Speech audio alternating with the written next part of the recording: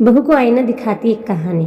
माँ आइए ना अंदर। रेवा, कहाँ हूँ? माँ आ गई। माँ आप बैठिए ना, कहते हुए निशांत ने माँ को सोफे पर बिठाया और खुद उनकी बगल में बैठ गया। तभी रेवा कमरे से आई, बड़े अनमने ढंग से पाँव छूकर बोल पड़ी, माँ कैसी हैं आप? बाबूजी कैसे हैं? ठीक हूँ बहू, बाबूजी भी ठीक हैं। गेहूं की कटाई हो रही है ना, नहीं तो वो भी आते मेरे साथ। मुस्कुराते हुए सविता जी बोल पड़ी, दादी आप आ गई? कहते हुए इकलौता पोता आर्यन आकर दादी के सीने से लग गया। दादी कैसी हैं आप? आपसे कितने दिनों बाद मिल रहा हूँ। दादाजी कैसे हैं वो? क्यों नहीं आए? दादी गांव में सब कैसे हैं? जाने कितने सवाल पूछ बैठा आर्यन। सविता जी मुस्कुरा उठी, सभी ठीक है लल्ला, तू कितना बड़ा हो गया, अपने पापा से भी लंबा हो गया। क्या कल मंदिर चलूंगी, तुझे लेकर तेरी नजर उतार दूंगी, कहीं मेरी ही नजर ना लग जाए तुम्हें। कहते हुए पोते के माथे पर हाथ फिराया तो आंखें सजल हो गई।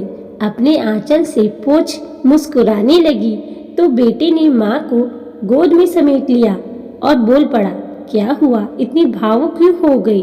कोई बात है तो कह दो। ना बेटा कुछ नहीं, कितने दिनों बाद तुम बच्चों को देखा। जब तुम्हें ये घर लिया तब नहीं आ पाई, तब बाबूजी बीमार हो गए। बेटा घर तो बहुत सुंदर बनवाया है, स्वर्ग जैसा। हाँ माँ जी, सुंदर बना तो पैसे भी तो कितने खर्चने पड़े। आपके बेटे को और तो कहीं से मदद मिली नहीं। सास की बात का जवाब देते हुए रेवा की बातों में ऐसा जहर बुझा तीर था जिसने तुरंत असर दिखाया। माँ बेटे दोनों शांत हो गए, जैसे आरोप दोनों पर लगा हो। माँ बाप को कि आप लोगों ने मदद नहीं की और बेटे पर कि तुम्हारे माँ बाप ने मदद नहीं की। क्या हुआ कि घर उन्हों के बेटे ने बनवाया था। दादी आइए ना, आपका कमरा दिखा दूं, आप थोड़ा आराम कर लो। पोते ने दादी और पिता के लिए माहौल को आसान करने का प्रयास किया और उनका हाथ पकड़ मेहमानों के कमरे की तरफ ले जाने लगा। तभी आर्यन रुक जा, दादी के लिए मैंने वो कमरा तैयार किया है। उतने बड़े कमरे में दादी क्या रहेंगी, और इस बीच कोई मेहमान आया तो हमें परेशानी होगी, जानते हो ना मामा जी आने वाले हैं। कहते हुए एक छोटे से कमरे की तरफ इशारा किया। आर्यन ने माँ को ऐसे देखा जैसे पूछ रहा हो, माँ क्या कह रही हो आप?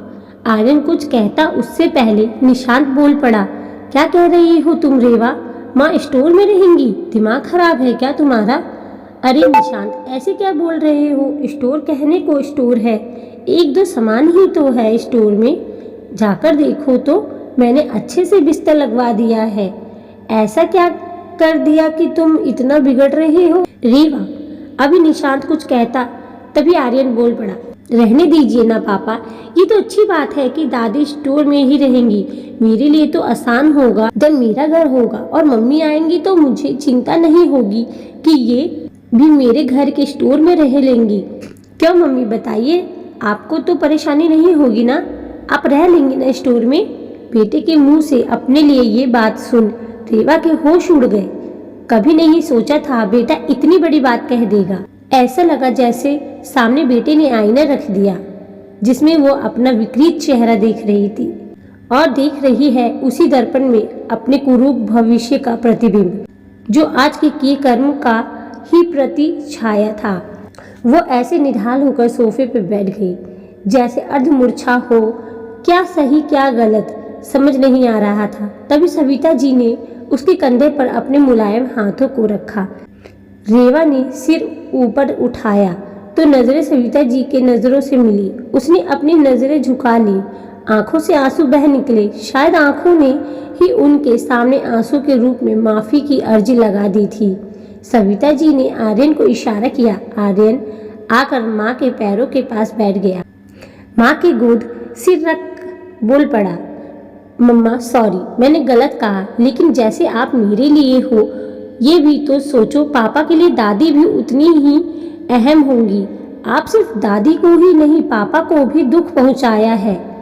उनके बेटे ने ये घर बनाया है तो सबसे पहला हक तो उनका है ना माँ। माँ के चेहरे को अपने हाथों में थाम फिर बोल पड़ा, मम्मा मैंने कुछ गलत कहा? क्या आप बोलो। आपने बहते आंसुओं को पोंछ रीवा बोल पड़ी। नहीं, कुछ गलत नहीं कहा, मैं ही गलत थी माँ, मुझे माफ कर दीजिए। और निशांत, सबसे बुरा मैंने तुम्हारे साथ किया, अब मुझे समझ आ रहा है, मुझे माफ कर दो प्लीज। अच्छा माँ, अब चलिए मैं आपको आपका कमरा दिखाती हूँ, जो सिर्फ आपका है, मेहमानों का नहीं।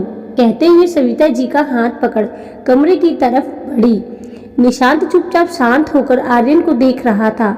जब नजरें मिली तो आर्यन मुस्कुरा उठा, निशांत में खींचकर उसे सीने से लगा लिया। आज बेटी ने एक बेटे को अपने माँ के सामने शर्मिंदा होने से बचा लिया। उम्मीद करती हूँ आपको ये प्यारी सी कहानी अच्छी लगी होगी। कमेंट में ज़रूर बताइएगा। चैनल को सब्सक्राइब करिएगा। कहानी सुनने के लिए धन्यवाद।